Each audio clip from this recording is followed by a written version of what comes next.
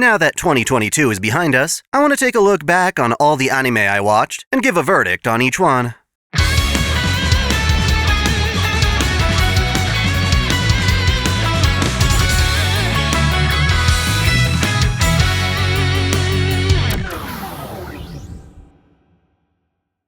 Welcome back to OtakuDaiKun. Dai here. It's disappointing to say, but it's been a while since I've made any anime recommendation videos. You'll find a lot of the anime I watch mentioned in spotlight or discussion videos, but I'm long overdue to simply give my verdict on the anime I've been watching. With 2022 complete, please indulge me as I reflect on everything I completed and assign each anime a ranking. If you happen to like my content, be sure to like, comment, share, and smash that subscription bell so you don't miss out on all my latest releases. Consider becoming a channel member by clicking join here on YouTube or signing up to my Patreon or Subscribestar. All three platforms offer perks like my Lessons in Magecraft series, living with my own gender-bend manga, and early access. For all you guys who have been with the channel for a while, you'll know I have a unique rating system. It goes from legendary to abysmal. Legendary anime are ones I think you need to watch in your lifetime, if not own. Amazing anime are highly recommended. Great anime may not be the best, but you'll definitely have a good time. Flawed anime can be appealing, but odds are you'll find a series that does the same thing better. Bad anime are ones I regret wasting my time watching. Terrible anime are straight up painful to watch, and abysmal anime are so awful, I don't think they should have been made at all. I'm a pretty busy person, so admittedly, I don't usually stick with an anime I don't enjoy. As such, you probably won't find as many lower-ranked entries, unless they caught me off guard. That said, I will note the anime I dropped and why I dropped them. What I won't include are bonus episodes that come out between seasons. I just bundle those in with their respective series. With that out of the way, let's dive in. Demon Slayer Season 2 started off the year by pissing off Twitter with adult Nezuko, and I can't praise it enough for it. The Entertainment District made for a unique arc, featuring two really stubborn demons. The fallout from the demon train was absolutely tragic, and while I started out hating Tengen Uzui, he grew on me, and his wives literally grew me, if you know what I mean. I'd say the anime is amazing, on pace to become legendary, assuming the overall series ever gets a proper conclusion. Winter also gave us more Attack on Titan, the anime with a final season that's actually 3 seasons long. It might as well be called the Eren becomes an asshole arc, because even if you agree with what he's trying to accomplish, he does so by screwing over everyone he cares about, no matter how much he thinks it's for their own good. I have yet to read the manga, so I'm still awaiting the actual finale. People don't seem to like it, which is sad given the show's long-lasting legacy. This season's value really depends on how it all turns out, so giving it a rating is tough. For now, I'll say great. Attack on Titan used to be amazing, bordering on legendary, but I'm just not a fan of the way it's handled this final season. My dress-up darling is, in my opinion, the best anime of the year. It's so refreshing to have Marin Kitagawa, a total hottie, be a wholesome gyaru who respects people's interests because she knows her own are a bit obscure. Any chick who likes underboob immediately has my attention. This one has a brilliant story, lovely art, and an irresistible charm. Definitely an amazing anime that, if it gets a proper ending, will easily graduate to legendary. World's End Harem sparked controversy for its censored Crunchyroll version, so I, of course, got my hands on the good stuff. While it was refreshing to see such mature content in a mainstream anime, I was disappointed by the terrible production values. It's sad, because the story and themes are surprisingly compelling, surrounding a guy who winds up being one of the only surviving men in a matriarchal society on the verge of extinction.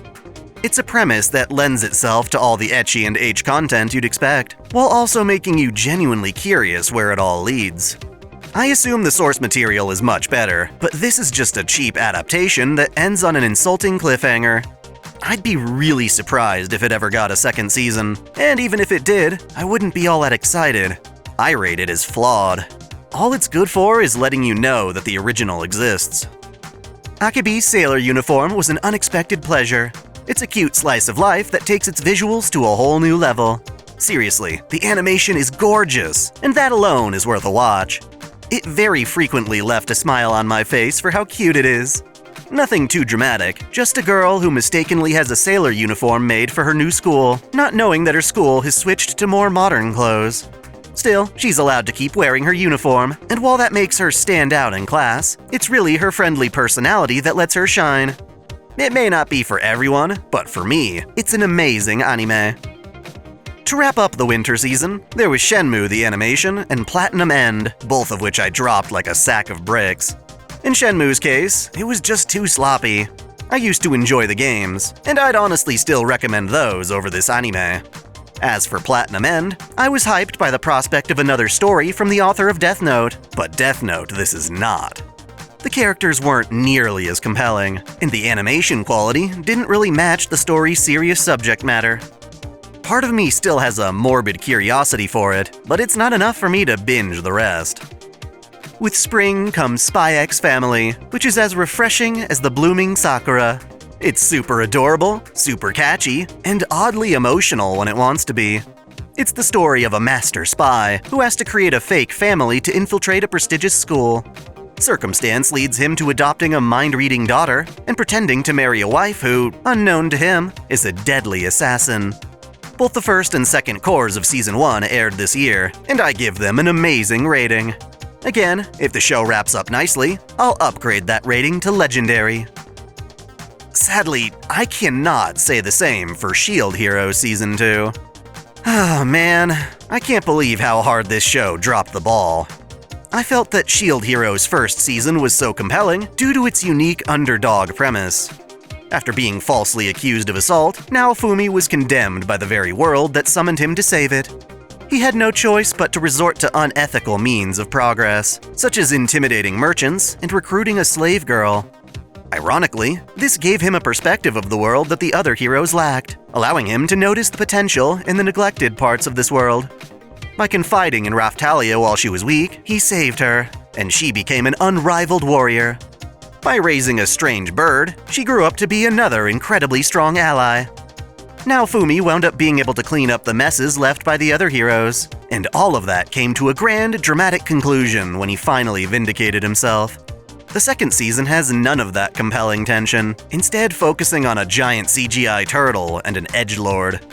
It had boring plot arcs, and they came off as even worse for being rushed compared to its light novel. I couldn't find myself investing in the new characters that were being pushed onto me. While Season 1 was great, Season 2 drops to flawed, and I highly doubt I'll continue watching if it gets a third season.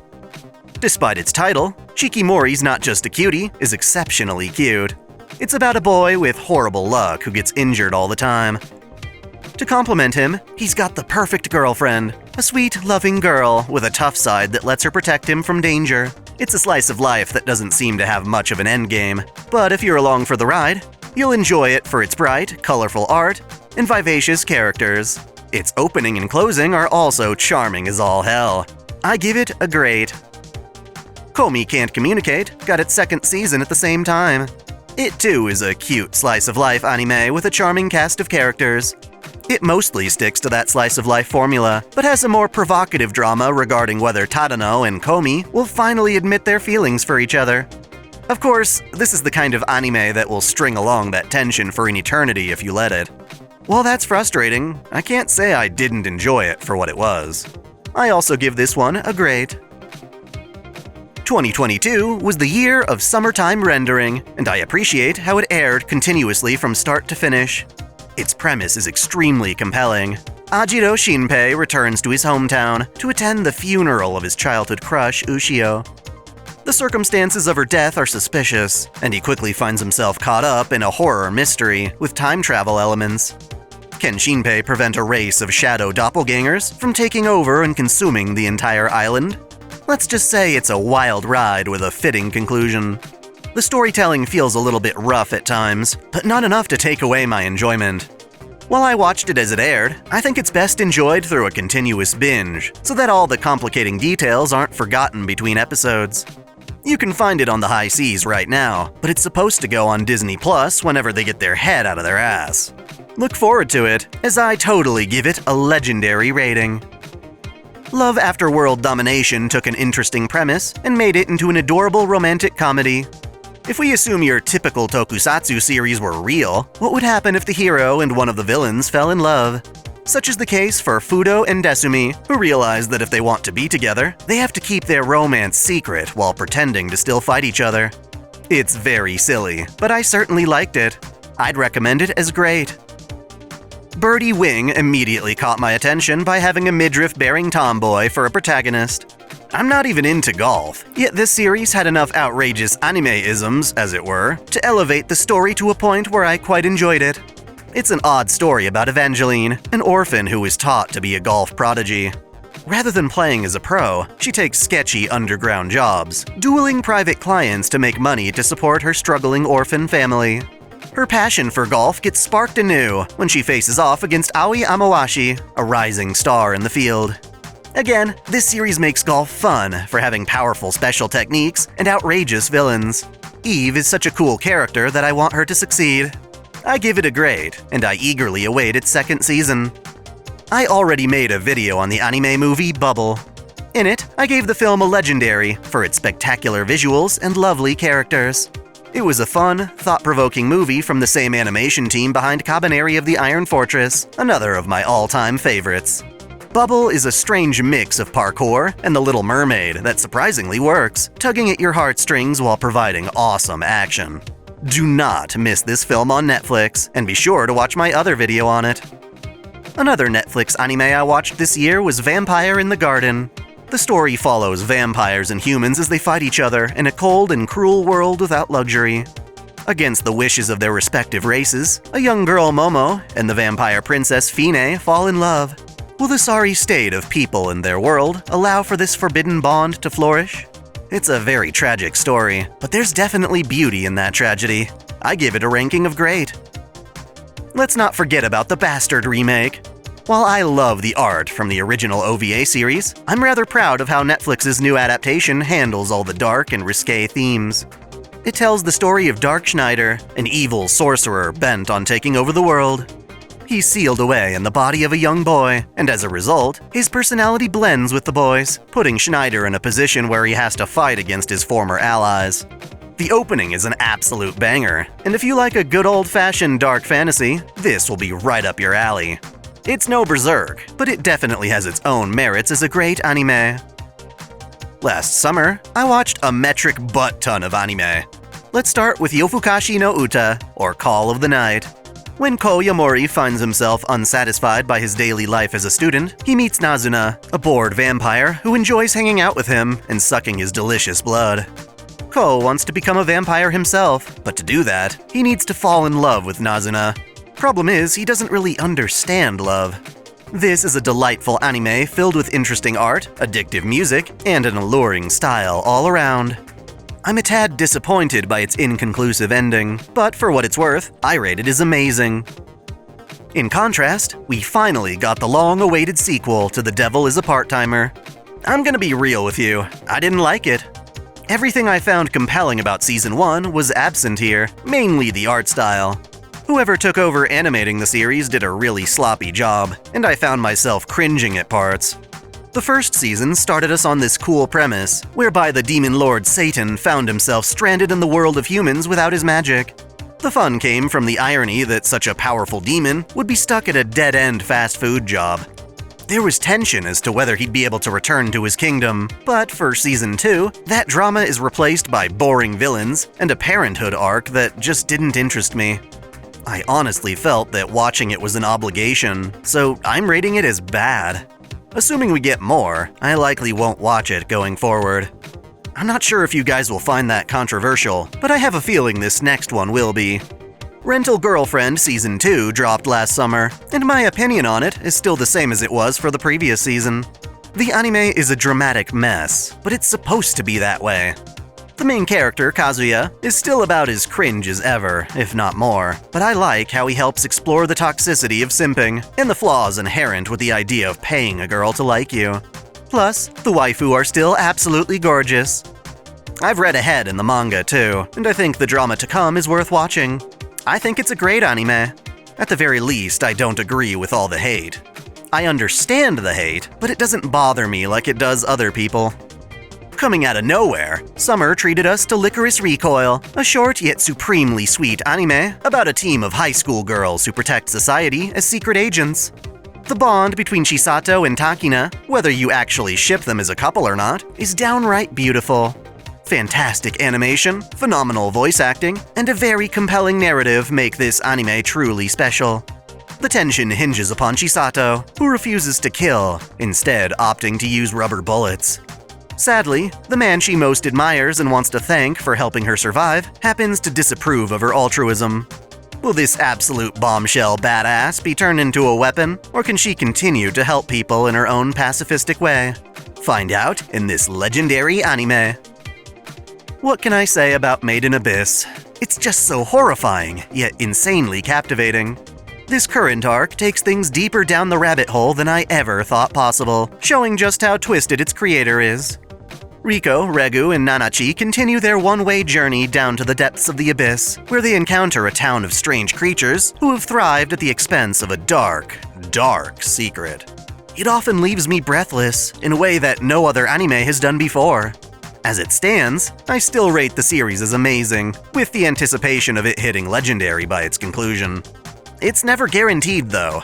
You never know when an anime will totally bomb its finale like Promised Neverland, which never should have strayed so far from its manga.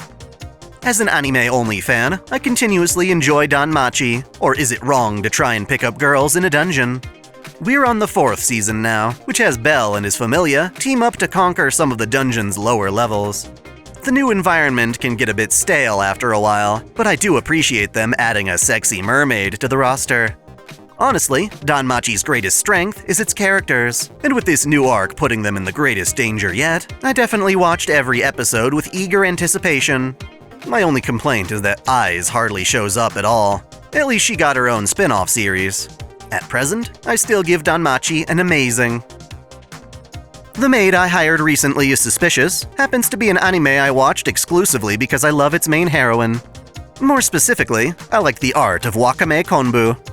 Jahi-sama and Lilith here are dark-skinned beauties, and overall, I feel like their anime adaptations have done them dirty.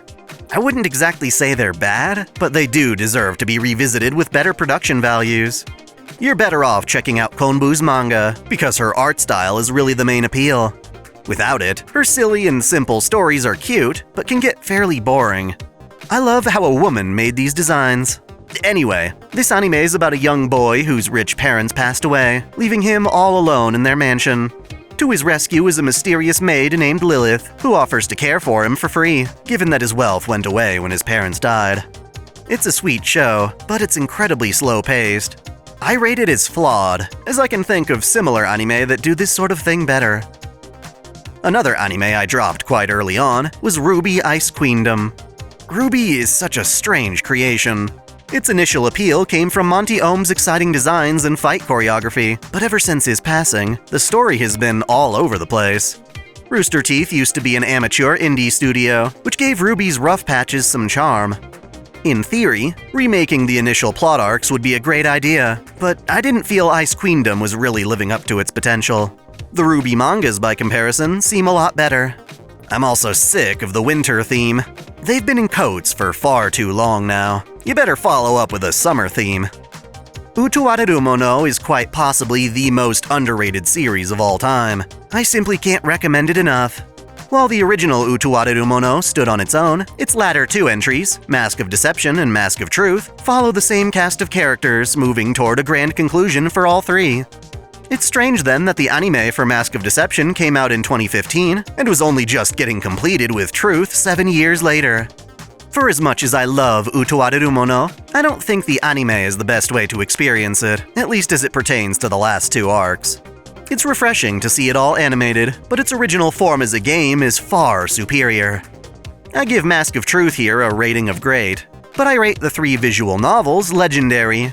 They're all available on Steam, and your life just won't be the same without them, I promise. Cyberpunk Edgerunners isn't an anime that had me all that excited at first.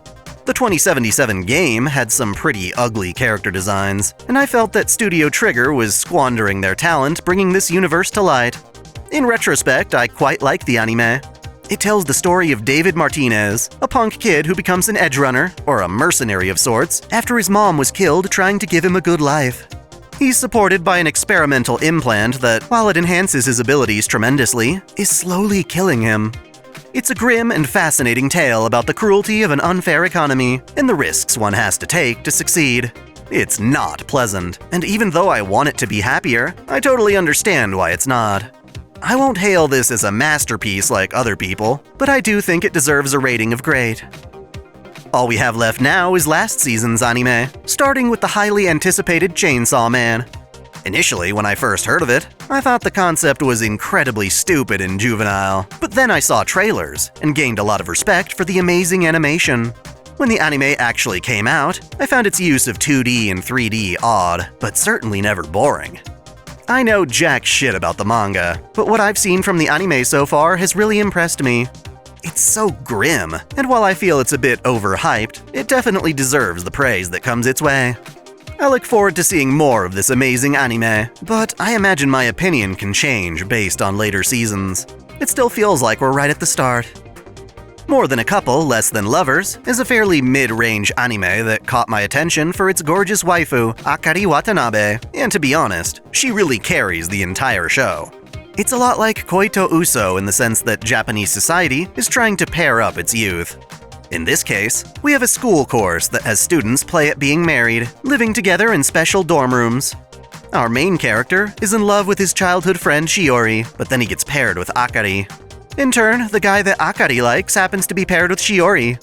Thus, Akari and our MC plan to pass the course as quickly as possible so that they can swap partners. But to do that, they have to get close to each other. It's a slightly compelling love triangle, and while I didn't hate it, I'm frustrated that even after a full season, our protag still can't make up his mind about which girl he wants. For that reason alone, I give it flawed, because all of that teasing doesn't amount to much without a proper conclusion. I'm often very skeptical about anime remakes. While they present an opportunity for the anime to better follow its source material, more often than not, I see it come at the expense of the anime's amazing retro art style. Remakes also fall prey to the censorship of modern audiences, as well as all sorts of meta bullshit.